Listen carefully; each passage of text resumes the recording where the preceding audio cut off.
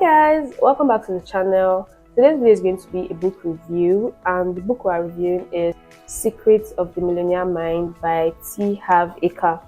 Now, why did I choose to review this book? When it comes to building anything, like anything whatsoever, it is very important to pay attention to the foundation, right?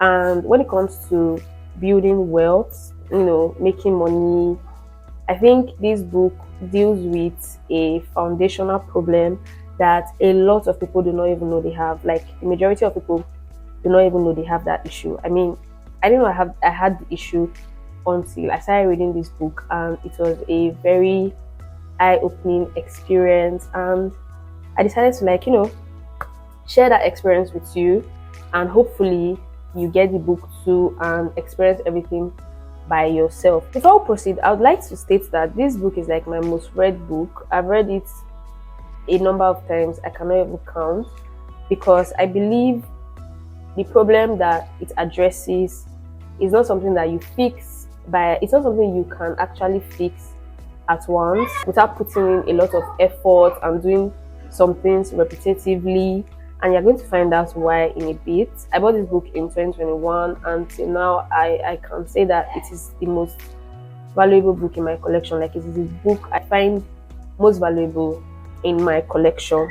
Normally when I review a book, I just talk about my favorite chapters in the book, but for this book I'm going to talk about just the first part of the book, okay, because that's really the part that addresses the problem, like that reveals the problem.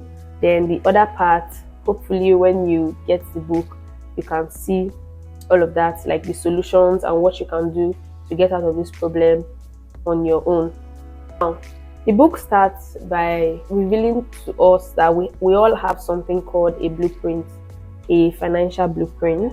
A blueprint is something like a plan, like a laid out plan that you follow when you're building something, especially in architecture. Now, when it comes to this financial blueprint, it talks about our beliefs and ideas that we have about money. We have blueprints for basically everything in life that affects our how we react to things, how we process things. But this book is specific on finances, so everything I'm going to be saying is going to be in relation with money, what you think about money, making money, and all of that. He goes to say that we have our financial blueprints, and these blueprints are basically programmed into our brain by different means, right? It occurs in different ways. Now, he highlighted a few of them. He says that a lot of this programming occurs in the home, basically because when you are growing up, we are almost always at home with our parents, and we hear them and the things they say. We see how they react towards financial problems. We see how they think about money, the ideas they have about money, and we hear the things they tell us about money. So he categorized these programming methods into three. We have the verbal programming.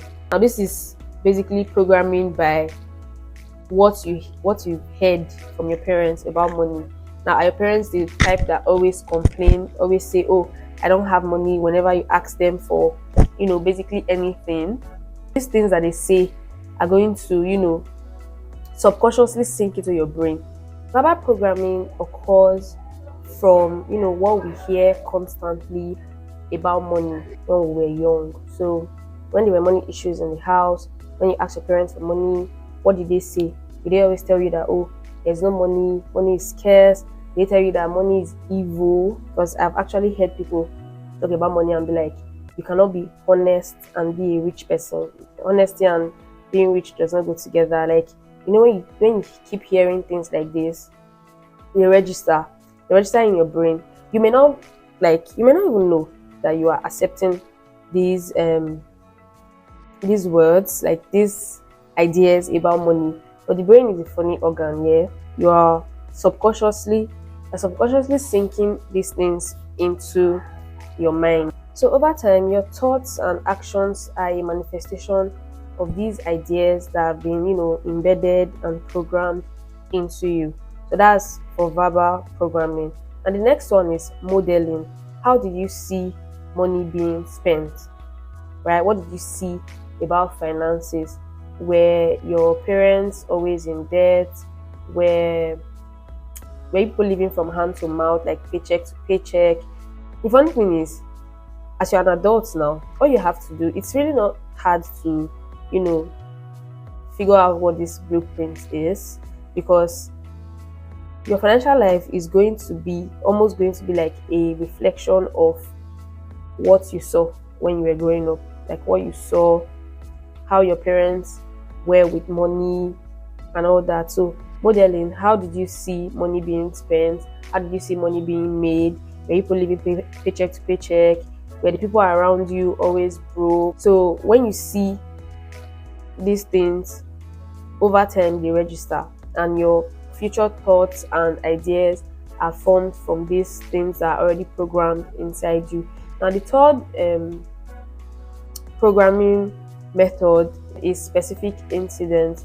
Now, what did you experience? Did you experience, like, um situations that really form fears towards money, like towards having money? Did you experience things that made you feel like, oh, having money is going to cause a lot of problems for you and things like that? So I may not be giving you like a very broad explanation, but hopefully you get the idea and motivated to get the book and see everything else for yourself. When you're able to, find out what your blueprint is, the next thing is to start working on it. Right now, it's one thing to know that, okay, I have this problem. Funny enough, identifying the problem may not even be like the biggest issue. It may not even be like 10% of the issue. Fixing it is, now the problem with a lot of people is they want a quick fix, right? But there are no quick fixes, especially to things like this. I was talking to somebody a while ago, and I was telling him that when you already believe something, it takes more than just, saying, oh, I don't believe in this thing anymore, this is not me anymore, to actually stop believing in that thing, because it is embedded into your brain, your mind. It is just like habits.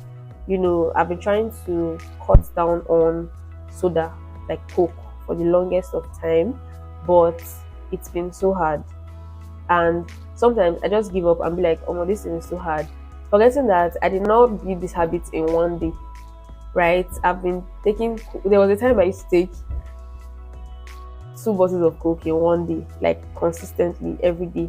So now I'm trying to cut down, and I want to trick myself into believing that if I'm able to cut down for 1 week, that's what it's going to take. It's going to take more than that. And another thing I want you to note is that it's going to take like real effort. It's going to take more than just, although declarations and affirmations are a big deal in this book. Like, the book recommends that you say things to yourself to counter the things that you already believe about money. But apart from doing all that, declaring to yourself that, oh, I have a millionaire mind, I don't set myself back, I'm not afraid of money, I don't think money is evil, and things like that. Apart from saying all of these things and declaring all of these things, you actually have to put in the work to ensure that, okay, you come out of this trap. So let's say your blueprint, right, has been set to not having, like, you've never had the experience of having a lot of money in your account all at once, right? There's some people that have told me that, I've never seen like 100K in my account at once. I've never seen 500K in my account at once. Some people tell you, oh, I've never seen 1 million naira in my account at once before. Now you are manifesting that, oh, I want to be this person that can handle this amount of money when I see it. You still have to work towards getting that money. Like, it's going to take more than just believing that, oh, I'm worthy of having this amount of money in my account. I'm worthy of, making more than I'm currently making. You still have to put in the effort to actually make the money.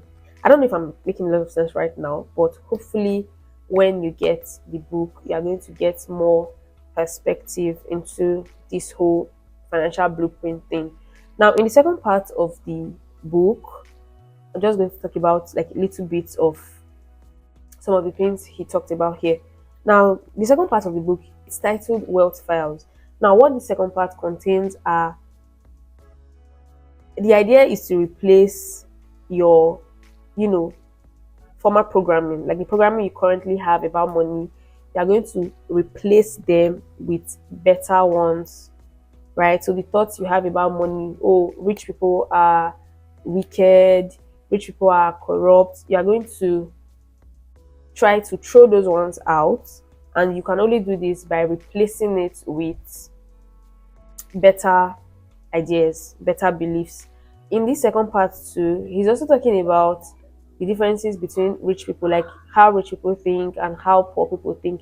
So what he's saying is the ideas that you've had so far are what has made you remain like poor, remain where you are. So now you're going to replace this with rich people thinking, like thinking that would help you believe more in yourself and help you work towards, getting rich and achieving your financial goals. The first word file in this book is that poor people believe life happens to them, rich people believe I create my own life. Now, this first wealth file is actually one of my favorite ones because it addresses like a problem that is like really, really common. People believe that they are victims a lot of times, and they do so because this is the ideology they have in their head.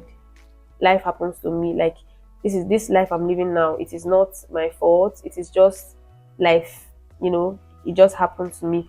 But this book is telling you that rich people do not think like that. People who actually put in the work to become rich do not put themselves in the position where they claim victim. Rich people think that, oh, they create their own life.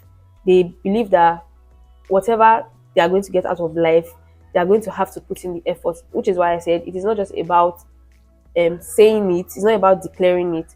It is more about putting in the effort to actually make sure it happens. So now when you read this chapter, you're going to see how people like to play victim, how they act, and things you should look out for. Because he also recommends that you don't get close to people who are always, victim blaming and all of that. No, not victim blaming. People who are always playing victim. So yeah, when you read the book, you're going to get that knowledge. The second wealth fire is that rich people play the money game to win, and poor people play the money game to not lose. See, it's a lot of knowledge. I don't want to downplay the words and what they mean. That's why I'm trying to be really careful how I'm putting it out. But I would really recommend that you read this book because altogether it's a great financial guide. Like, it's really going to help you if you are able to practice and manifest the things that are written in this book. Then you are going to notice great differences in your finances, especially. Okay, so I think I'm going to be drawing this video to a close here because I'm really struggling to find the right words to explain the author's words, and I do not want to misinform you. So I'll just advise that you get this book. It's less than 5k for this book. When I got this book, I don't think I spent up to 1,000 naira because I got it in 2021. I think I got it for 800 or 900 then. But given the inflation and price of everything now, it should be around maybe 3,000 or 3,500 now. I don't think it cannot be up to 5k because it's actually a very small book. It's just 200 pages. But overall, I think it's a book that you will enjoy, especially if you are interested in financial growth, personal growth, and changing your story. So till next week, if you watch the video up to this point, I really appreciate you. If you've not subscribed yet, please subscribe to the channel and help us grow. Till next week, I don't have an idea what our video for next week is going to be, but see you then.